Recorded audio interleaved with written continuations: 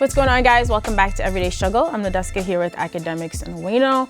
Hope everyone is hanging in there because yesterday was a really, really painful day for all of us. As you guys know by now, Kobe Bryant and his 13-year-old daughter, Gianna, died yesterday in a helicopter crash in California, along with 7 other people. So ESPN reports that Kobe was on his way to coach a youth basketball game with his daughter. Really tough day. Of course, a lot of artists like 2 Chainz, Wayne, Gucci, everyone paid their respects on social media. And I know that Ak and Wayne are also big fans of Kobe. So how are you guys feeling? Oh, man. Yesterday was like I never felt so attached to a person I never met in my life. I never even got a chance to see Kobe Bryant play basketball. I had saw it when Ak had posted on his IG, and like I was just in like super disbelief. Like anybody who knows me and knows basketball, we've probably had tons of arguments about Kobe. I've defended this dude to the end of the earth and back. My company, Triangle Offense, that came from the whole philosophy of Phil Jackson and Kobe, Michael Jordan and Kobe. So it was really, it really touched me. You know what I mean? It really touched me. I cried a lot. Like my daughter heard me crying. She started crying. You know what I mean? It's a crazy moment. I never in my life imagined that Kobe would, you know, leave this way. Yeah. You know, you think of your favorite entertainers and you think of them getting old and them, you know, them passing from natural causes or something. It was really tough. All I could do now is like, cause I'm really cried out. It was tough for me. I'm a big fan. I got a chance to watch his entire career. You know what I mean? From the day he was drafted to the day he retired, and then seeing that he was 41 years old and starting to get into so many other things and how big he was with, you know, teaching his daughter basketball. And he was saying that it was her passion more than his now, because he stopped going to games. Like after he retired, he's like, he didn't go to any games and she wanted to go, and how everybody was embracing her. It's really tough. Like I could go on for days, man. I'm just like, as a fan, truly hurt as a fan. Yeah, we lost a superhero. Yeah, he was a true superhero. I think anyone, you love your family, to lose, you know, a husband and a daughter, it's painful. No, absolutely. It was one of those expected things. And by the way, death is always unexpected. And I remember the very moment that, you know, I got multiple sources saying, hey, listen, yo, he had passed away. And of course, one being obviously TMZ, which is usually 99% correct. But it just felt surreal. And like, I think we all collectively yesterday, at least for the first probably 6 to 12 hours, we were trying to like come to grips with it. Like, yo, this is actually happening. Right. And, you know, as you know, Wayno speaks about Kobe, and, you know, I think he takes more of a basketball approach to it. Like, I'll give you my story of how really, you know, I was a Kobe fan, but more really, I'm a Kobe fan of him in life. I feel like as a father, like I'm an Iverson guy. So when I came over in like 2000, 2001, right. I'm an Iverson guy. I rooted for the underdog. Yo, he's with Shaq. You know, I thought he was selfish a little bit in basketball, this and third. But really, the things I liked about Kobe wasn't even like basketball. It was about the things that surrounded it and probably drove him to be that good. Like, I loved his work ethic. First one in the gym, last one out. You know, he used to get on his teammates till the point that his teammates hated him a little bit because how tough he used to be about conditioning, about diligence and discipline. Right. And seeing that and seeing all the things he went through during his career, seeing how he ended his career, and then seeing how, as an ambassador, he took basketball in his back, not the NBA, just basketball, took it to way distant parts of the earth. And watching him becoming a family man and watching him becoming someone who was grown, not a 23-year-old kid just trying to throw up a couple shots and break a couple records compared with Mikey. This was a grown man who was fully understood and also could see the wrongs he made in the past, point it out, and be an example for other people. Right. I'm a fan of that guy. Right. And watching him and, you know, like the humility of even like, you know, like his last tweet, his last Instagram post, really congratulating even LeBron James, saying, yo, keep going, King. Like, I'm glad you passed me. Right. That humility and the way how he had his career, I'm really impressed by him. And, you know, like some of the videos that really, it hits home and really gets you a little bit emotional. Like, I watch videos of him and his daughter because, you know, one of the things people always say, yo, you got to have a son to keep the legacy going on. hear him on Jimmy Kimmel. I see him playing with his daughter. He's like, man, hey, if it happens, it happens, but screw all that. My daughter right now, like, yo, she's so passionate about the game. We have conversations and people like, yo, oh man, you gotta have a son. She'll jump in like, whoa, Yeah. I'm about to be the person who's carrying on the legacy. And, Right. and to see how much he supported her. And that father-daughter relationship was so special. And it just felt like just not the way that we would have thought this would have ended. But, you know, life is unpredictable. Right. It's crazy, because you said, like, you know, with him, like, with AI being an underdog. Ironically, Kobe was an underdog, too. I think that's what kind of pushed him to work really hard. Like, you gotta remember, this dude was picked 13th. So it was 12 teams that could have picked Kobe. And then when he's picked, he got traded. He was picked by Charlotte, got traded to the Lakers. And even when he played for the Lakers, it was like, came off the bench behind Eddie Jones, had to work his way up. You know, everybody criticized him for those air balls in the playoffs against Utah. And then he goes on to be one of the greatest players to ever play the game. Like, like you said, like the work ethic. Because it's so many different things I do. And I kind of always use that philosophy. It's like, damn, Kobe get it. Like, you know what I mean? Like, he get to the gym I don't get up at 4 a.m. to do anything. But, like, I always try to use that philosophy of always, like, outdoing yourself. And it felt like he was a person that always challenged himself. Of course, it's the Michael Jordan comparisons, LeBron, KD, whomever, but he always was outdoing himself. And I think that's the biggest takeaway from, you know. You got to remember, Mamba mentality, that's really a culmination of things that has made him unique. Right. Yo, I remember reading his retirement letter from the NBA, and really it was kind of written like almost, it's like an elongated haiku. It's like a poem. And really he was saying that, and this is one thing, you know, like me, I've worked on everything in my life off passion. And I saw Kobe, like, that's who he is. Right. That's why he got there early. That's why he left late. Right. And when he wrote his retirement letter, he was like, yo, it's not for passion why I'm retiring. Because I love it even more than I've ever loved it before. But my body telling him no. Right. And like, that, I remember tearing up watching that shit because it felt like he was saying, I need to find out what's next because this is all I've ever had. Yeah. And seeing him get it, and that's why I go back to his family. And you know, you're usually the big family guy on the show. Yeah, absolutely. Really seeing him transition from basketball to being a family guy, and even incorporating basketball and family, like, I gain a lot of respect for him.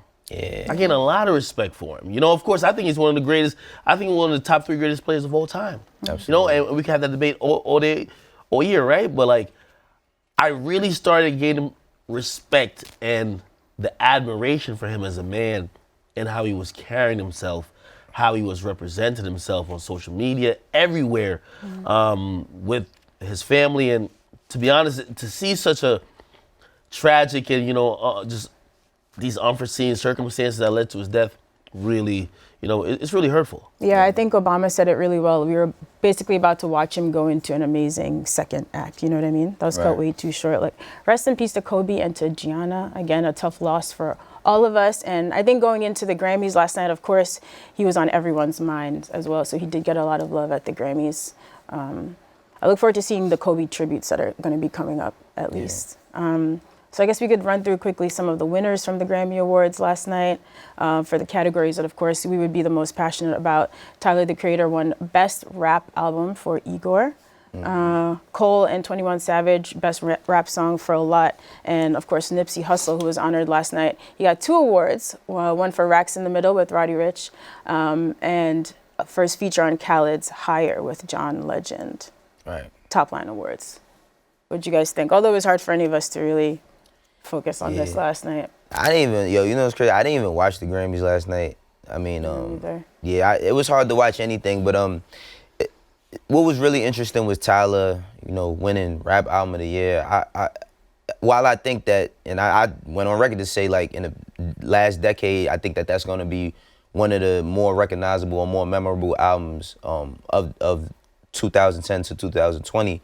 I don't think that he should have won Rap Album of the Year. And he basically said that in his speech, you know, that it was like a backhanded compliment. Because I think that what Tyler was basically getting at was that, you know, he made this album to try to go into a pop lane. Right. And instead of them putting him there, they threw him into the rap category, you know. And then it's like, when we start talking about rap, it's so tough because how do people get a chance to celebrate a rap album when Tyler's not rapping much? You know, Ak always jokes about the album with no words, but you know, in that sense, he's kind of right. You know, I think that Tyler was just going a different route, and he wanted to be respected in that route, and he wasn't. And it just ties back into this whole Grammy thing, and them getting it right. And you see, what's his name, Ozzy Osbourne and his wife, and she's up there mispronouncing people's names for the categories. Man. It's just like... There's a lot going on, and we're definitely going to get into some more Grammys controversy because they've been having some big issues of their own with their former CEO and president. I don't know if you want to comment on any of the words quickly before we move on. Honestly, and you know, I'm going to be just frank. And we could really segue into like the whole controversy around the Grammy. Like, I mean, the Grammys, which I think a lot of people think they operate in a vacuum, which means an award is usually merit-based. And when we're going off awards that's merit-based, best rap album, we're gonna nominate a few of the best rap albums and decide which is the best. And that's how we think award shows work. But we all know, and we all are more informed, that that's not really how it works. You know, there's agendas to fulfill. Shoot, I mean, I know we a lot of people call him crazy even now. Kanye told us about another award show that says, hey, they will award the motherfuckers who show up. You show up, you would probably gain some points, and maybe if you're nominated, you're gonna win. So, like, I always knew politics were involved in. I'm gonna be honest with you, like, this is gonna sound crazy, but I don't think Nipsey wins too if he's alive. I'm being honest. No. I'm just being honest. I honestly, and they might kill me for this, but I don't think Nipsey wins too if he's alive. Again, I agree with what Tyler said because in reality, Tyler's album, if you ask me, is more of a pop album overall, but it's really alternative. However, and I think this is even a bigger con, the alternative sections and how they nominate albums in that realm, super, like, if you really check out those albums, there's more to be said than just like random nominations. It feels like sometimes it's orchestrated pushes and all that type of stuff. Tyler's album, again, even though we kind of accept it in rap, best rap album, come on now. Yeah, I think Tyler's album, I mean... And by the way, I'm not knocking the quality of the album. I'm just saying for that particular category. I think Tyler's album, like, it should be comparable to Lizzo's album. Right. You know, Lizzo raps and sings, and Tyler, for him to compose these records, you know that stat where he did everything himself. Why isn't it considered on a larger scale? I ain't gonna lie, I agree about the Nipsey comment. I feel like, I feel like Nipsey deserved, you know what I mean? I feel like Nipsey really deserved to win to win a Grammy, especially even last year when it was should have been victory lap. Come on now, we all kind of had that sentiment, even though, and by the way, best rap album last year went to Cardi B, I believe, and we all saluted her. But again, I think this is where we get back to the politics, which later gets to the other thing. This is the thing. It's like when we think of pop, rap is pop. If pop is classified as popular music, right? Rap is pop. Like, rap is one of the, if not the most popular genres of music. So that's why I was saying last year, I feel like Cardi should have been considered, not that she didn't put together a good quote unquote rap album, but she should have been considered for album of the year because by performance and by the records, it's just as good as any of them albums for album of the year. Yeah. Same with Tyler. Like, Tyler should be considered for album of the year, not rap album of the year.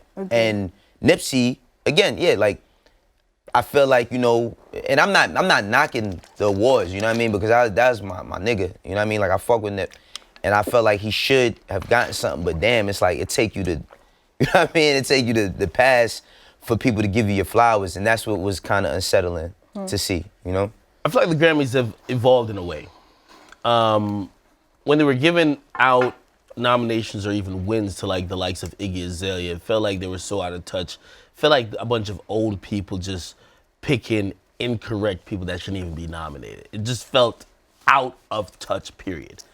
Now they seem like they're a referee in the NBA, which a lot of people say in the NBA that a lot of times you see people or referees making makeup calls. Yo, we missed a foul last time.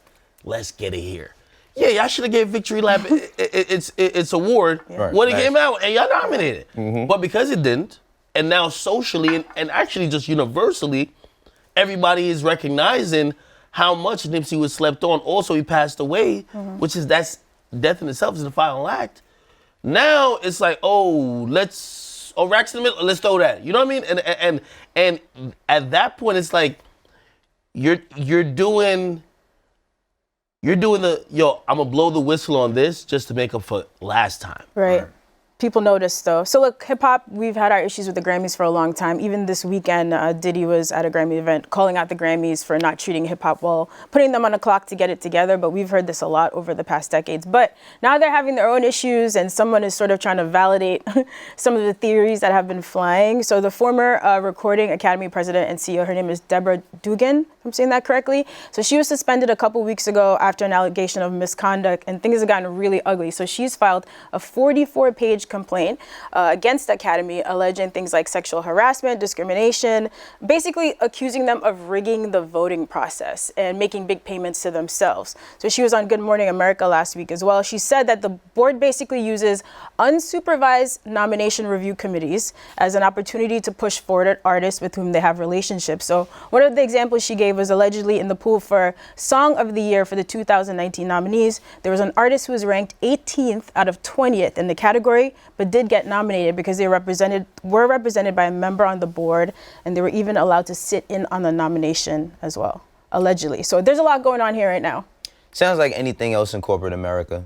Like, honestly, like, I whenever you see people with power, there's always corruption. Like, because people don't, I think that having that level of power over something like this, because people believe that the Grammys like tells you what's dope or not.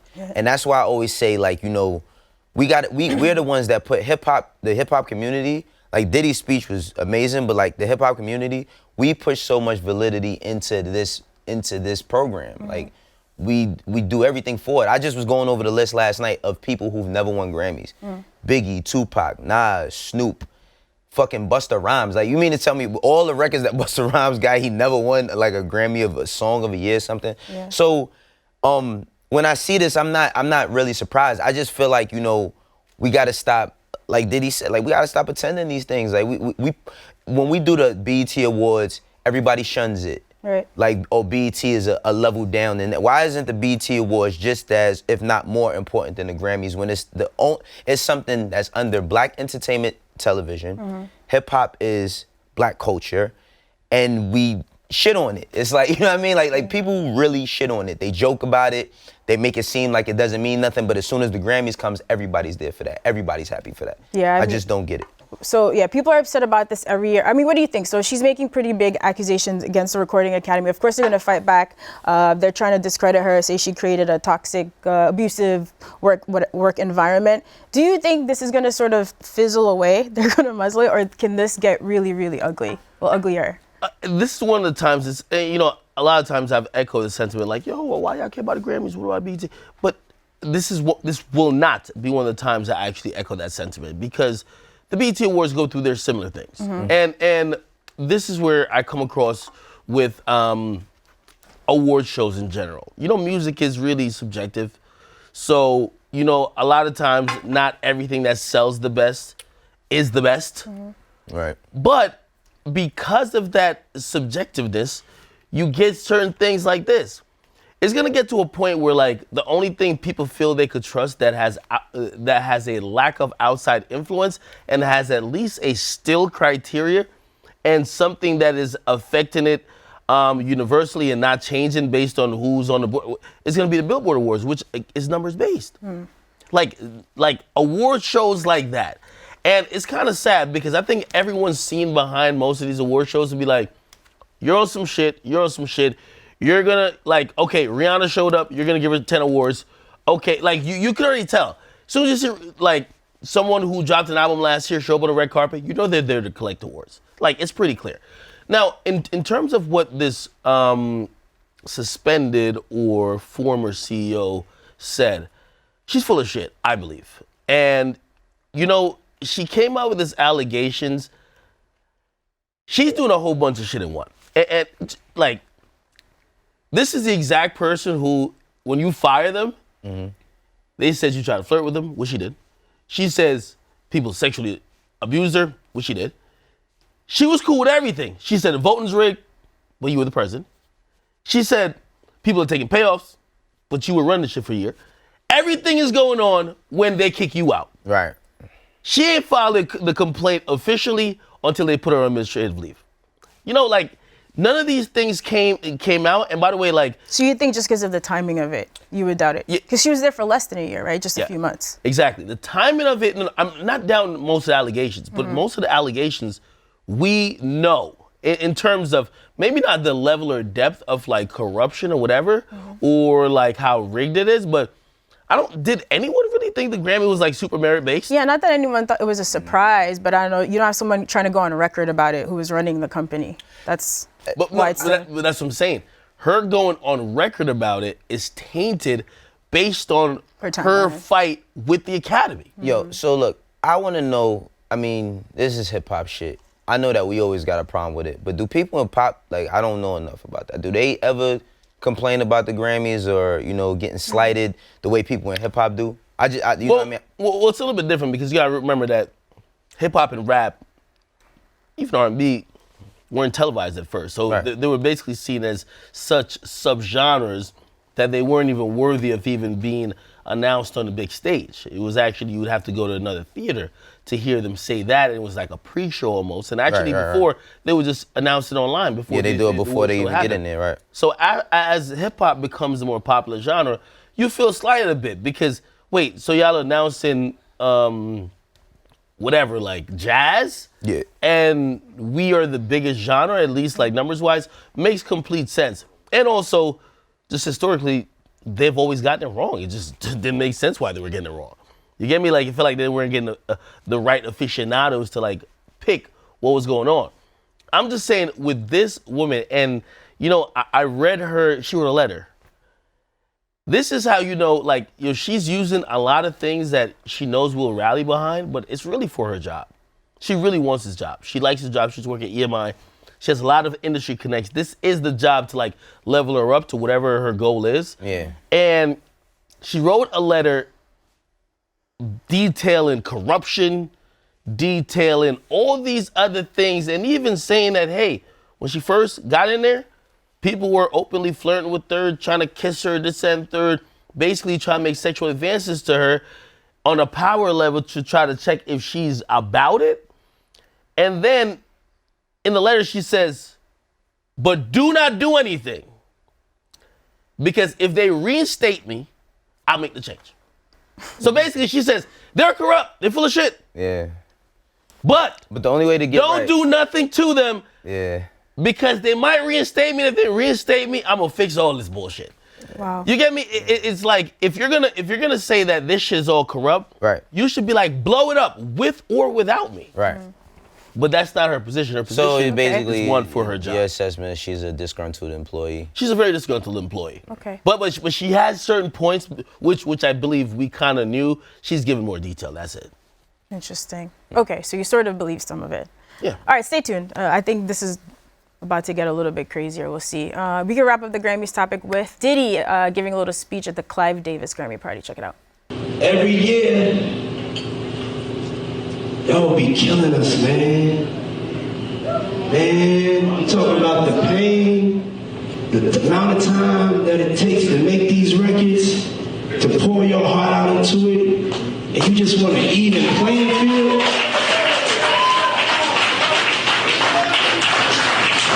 In the great words of Erykah Badu, we are artists and we are sensitive about our shit. Truth be told, hip-hop has never been respected by the Grammys. Black music has never been respected by the Grammys to the point that it should be. And for years, we've allowed institutions that have never had our best interests at heart to judge us. And that stops right now. Passionate speech from Diddy. So that resonated with a lot of people. We have a fan question about this one. Now that Diddy has put the Grammys on the clock for not being diverse with their selections and overlooking rap, do you think we'll see a change next year with new nominees and categories? No. The hell you think we care about Diddy? You think they do? Hell no. Y'all ever wonder why like some of these like award shows are such big entities? We just talked about, I mean, the former CEO or the CEO that's on administrative leave. I mean, like the Grammys pulls in tens of millions, if not 100 million a year. You know, like this is a business, and we don't think of award shows as businesses, but it's very lucrative business. Right. You get me? They're not like, yo, let's fuck the business up because of Diddy's speech. They'll make little changes and twists, of course, to make sure that they could look good on a PR front, but they're not gonna just torch it all because of Diddy. So I don't think they're gonna make that many changes. I think honestly, the former CEO saying certain things that's indicting the process is more serious to them. But I do believe that the Grammys are gonna do what they do regardless. And people just gotta start realizing that these are award shows. They want everybody to tune in. Of course, they want rappers and people to come. They're gonna offer incentives. They're gonna promise people awards. This will never change. You get me? It's a system where rappers use these things, or musicians use Grammys or whatever awards or accolades to validate their success. And a lot of the media, we respect it a lot. So it's always gonna have that prestige, that power. If the prestige does not change, and I don't think even with the scandal, even with Diddy's speech, won't change, nothing will change business-wise. Yeah, I just hope, like, I want to know who sits on the board for the hip-hop, for real. Like, who sits on that board? Like, you know, Shadow committee. Yeah. We'll never know, we know. The shadow committee, right? But I think these things need to be a little bit more open because people just keep finding the information. We're going to find the information, and then once the information comes out, then everybody's going to have a real problem with it. I think Act's right. You know, they're probably not going to change shit for Diddy, but again, this is why we just got to champion our own shit a little bit more. So a couple years ago when people were like, yo, what the fuck? How is like Iggy Azalea getting awards? Who's voting? And there was this thought that it was a bunch of old white men who were just going off name recognition. We don't know nobody here. Who are these niggas? Iggy. Well, we heard a song, our daughter fucking sings Iggy Azalea. She wins. That was a thought, honestly, right? Then the Grammys, in a PR move, made it a little bit more transparent of how they come about the winners for each category. Apparently, and this is what they said loosely, right? They're not giving you all the way in, but they give you overall process.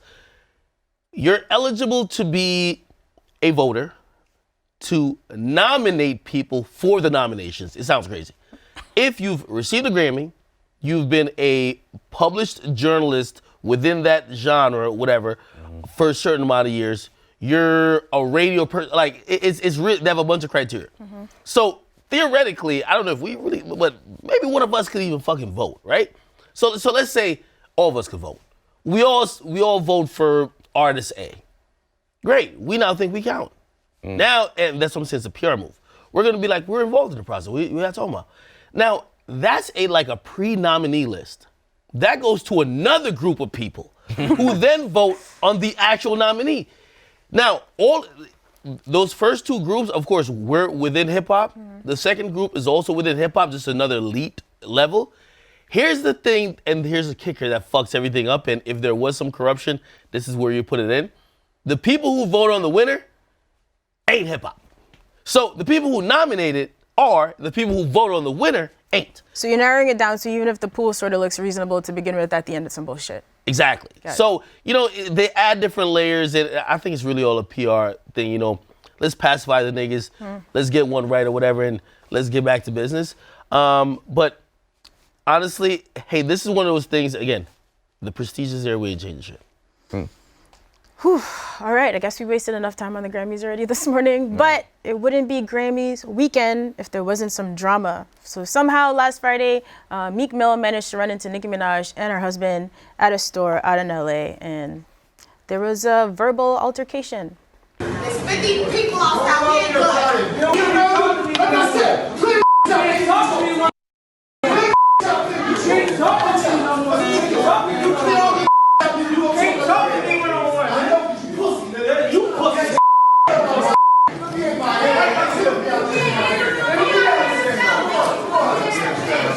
All right, so we don't know what started this verbal altercation. I didn't know there were still problems like that, but good thing it didn't get physical. I don't think Meek needs any of these problems right now. Akademiks. What do you have to add? Got a lot to say about this one. I'm gonna hold you. I would like to know what you got to say about this. The more I go along, and I think I have a good sample size to make this assessment, because before I'd probably be like, "Nigga, you bitter" or something like that.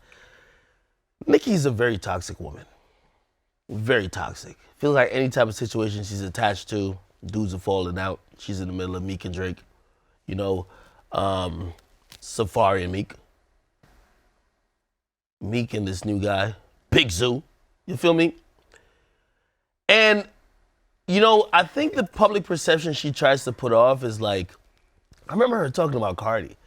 It's like, oh my gosh, she's so barbaric. She's throwing shoes. She's acting up. And a lot of people who are the pop fringe fans of like either both of them or just rap in general, they're like, oh, Nicki's a very peaceful person. Y'all hear Nicki in this video? Got 50 niggas outside, we'll shoot this shit up. That's Nicki. That's the Nicki that was in my DMs. Now, I watch and by the way, this is what I heard outside of this clip. Mm-hmm. I hear Meek tried to have a conversation with Nicki, right? I don't know how their relationship ended. I don't give a fuck. But he was trying to just, piece it up, supposedly. Now, her husband maybe just reading off her, body language or whatever, says it ain't happening. And he tried to stop it, which I don't blame him. But watching how this plays out and watching how she, kind of eggs this on. By the way, if I'm also correct in what I've heard, Meek is there with 10 people. I don't know who outside. You know what I mean? Some Ray J shit. Who outside in Rolls Royce? Else out? No, I don't know about who. All right. But Meek's there with a bunch of people. Nicki's there with her man. She's taking on the situation. I've been in very many situations with women, and I usually, just like women judge the character of a man of how she defends his girl or his wife in that situation, you gotta judge a woman that way too. Will she set you up that you do some shit, you go to jail? Or will she diffuse? Wow. Nicki not a diffuser. And watching this, and I think the uneducated opinion is like, yo, man, Zoo and them had Meek and them back down. Because if you just hear the shouting and the captions, we only have this clip. Yeah. I have nothing else to go off. Mm-hmm. But I really think that Meek also realized where he's at. The Safari days is over. Got a lot to lose in right now. I would hope the Safari days are over. Yeah, right. Seems like it. That, let's deal with it with aggression shit is only going to set you back. And I get it, you're not on probation anymore, but you're standing for something different. Right. You've been placed in a position, you've been put here, and you've been blessed to be a representative of a lot of people. And while you might have these instinctual, this is what I would have done, to have to be constrained enough to be like, you know what, I'm not, I respect it a lot. Yeah. You get me? So I look at that, and then I look at another brother. Again, I can't tell a man how to defend his wife. Full Alpha Hitchcock on this shit. Wrap it up, my nigga. It's simple. Nah. Yo, it's Mondays. He loves to talk extra Mondays. You gotta let him soliloquize. No, but seriously though, I was just trying to, I looked at it and I was like, yo, I'm just hoping that this doesn't continue to escalate because again, beyond what people just see on this clip, Zoo's a dude from New York, Meek and them being New York, that could have escalated, and Wayno knows, that could have escalated into some other shit that goes beyond that. It doesn't just end, they look like they were in a Louis store, it doesn't end there. I'm just hoping that people separate or don't get into stuff because what's one of the things that I think Meek and Drake said about each other? They said, we ain't get physical with each other. That's one of the good things that made it able for us to even squash it or not retaliate or whatever the case is. You make a good point. We talk a lot here about rappers making the wrong decision when they're triggered in the moment. I think Meek handled himself well. He handled it the only way you could handle it at that point. Are you sure? Yeah, because it's all right. Like he said, I feel like it could have gone if it goes worse, then it's then everybody brings back up all the old shit. Then you have people start saying, the judge was right. You know what I mean? Yeah, that's what I mean. I'm glad he if it goes that way, because people will hype you up, do something stupid, to just call you stupid. Because there's tons of people that would have loved to seen a clip of them fighting. And then everybody would have just been like, man, that nigga Meek is stupid, man. He got so much going for himself. He got this, down the third. Ultimately, nothing can happen in them type of situations because nobody's alone. Like, Meek not riding around by himself. Everybody got people that care about them. It went the only way it could go. You know, a shouting match, I hope that it don't go no further than that, but like, what else could happen? I do have 2 more points that I want to ask you one question. And again, I want to take it off of Nicki, Meek, and Mr. Petty. In a vacuum, you're with your woman, her ex pulls up, wants to have a conversation.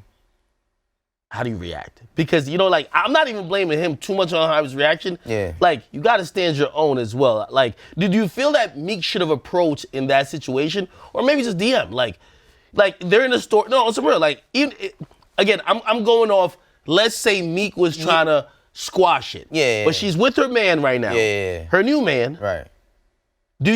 Is it right that he even approached or even tried to, or maybe Do you know for sure that he approached Nicki specifically and not both of them? Because I don't see why it's so weird if you would approach both of them. Okay. Well, that's what I'm saying. We're Hypothetically speaking, if it's me, no. Like, I'm probably gonna react a certain way. Even if they approach you respectfully. Depending on, I mean, like, you know yo, we never see each other. We have this issue. Can we just? In a part of the clip, you hear Meek say, "I'm not talking to you.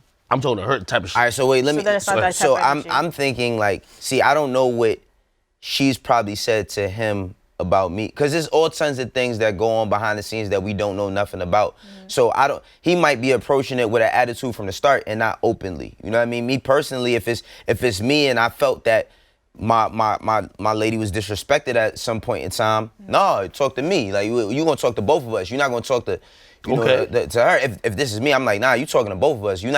I'm not leaving it no opportunity for you to talk to her alone. The thing is that I don't know what has gone on or what Nicki has possibly said to him about Meek or vice versa. So, like, I feel like everybody possibly acted appropriately for the situation. Okay. Like it's gonna be a shouting match. Of course, like, Meek keeps certain people around him. It really could have went bad, but that's the only way it should have went. I fault Meek and I give him credit at the same time. I don't think he should approach it. You got to realize there's also a clip going around of Meek. It's an unreleased song of Meek. Yeah, saying something, right. Yeah, James Harden previewed it, and it was a song of Meek saying, listen, yo, you were supposed to be my Beyonce. Now you that nigga's fiance. And then he mentioned, like, homie wear, like, Balenciaga with bootcut jeans. Yeah, but this is, I'm going to tell you where the biggest problem lies right there. When it's a song that's not released, and there's some controversial shit being said, James Harden, why are you playing that? Like, you're not a regular nigga. Like, you know what I mean? You're an NBA superstar. You know that when you playing music, that everybody, as soon as you go live or you put up a story, everybody's recording that. So James Harden might not know that, but, like, if he sent that song to you in confidentiality, it's supposed to stay there. Now, you could go on YouTube and see the clip and play it, and, of course, dude probably heard that and felt the way. Anybody would feel a way. I agree. I mean, but James Harden should have never played that shit, publicly like that. But that's why I think I come to the conclusion that Meek should never approach. But once the altercation, if we're calling it that, shout match happened, I think he made the right decision, even if he had 300 Of course he made the right decision. To walk away. Of course he made the right decision. I don't know if Meek 4 years ago does that. Nah, hell no. But, like, I think for where he's at in his career, like, come on. You know, you see all the memes, like, I got the Rock Nation brunch tomorrow. Like, you know what I mean? It's like, you see the memes, like, you wearing ACGs and all that other funny shit. But, like, he could only handle it that way. And I felt like he handled it. You locked up? Exactly. You know what I mean? And think about how bad that looks if something takes place. You know what I mean? He's going to be held at fault from the rip. He's the more famous person out the two. So he's going to be held more at fault regardless. You know? Okay, so glad it ended this way. Hopefully they don't run into each other again anytime soon. Right. That is our show for today, unless you guys have any final thoughts.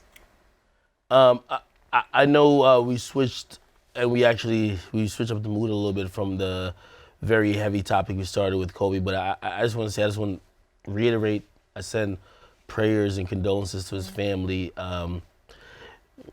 Kobe is a pop icon. He's just a cultural figure. And, you know, we're gonna be hurting for a while over this. So, you know, Absolutely. I wanted to say, you know, all the Kobe fans, 824, 24-8, you know what I mean? He always kept a certain type of mentality. It's crazy how, you know, he passed the same day Nipsey wins, you know, and me, I never got a chance to meet Kobe, but I did know Nipsey, and just to see how both of them had like a crazy ton of about to say it's artwork, crazy ton of work ethic. I think we just have to apply that to our lives. You know, Nipsey always wanted to keep the idea of marathon, run a lap, keep going, and Kobe had the Mamba mentality, like go even, like wake up early, finish late, all of that. So, you know, rest in peace to those two brothers. Yeah, we gonna miss Kobe a lot. I know I will. Yeah, man. Rest in peace, and our And to his daughter condolences, as well. to the Bryant family. Thank you for watching Everyday Struggle. We'll see you guys here tomorrow.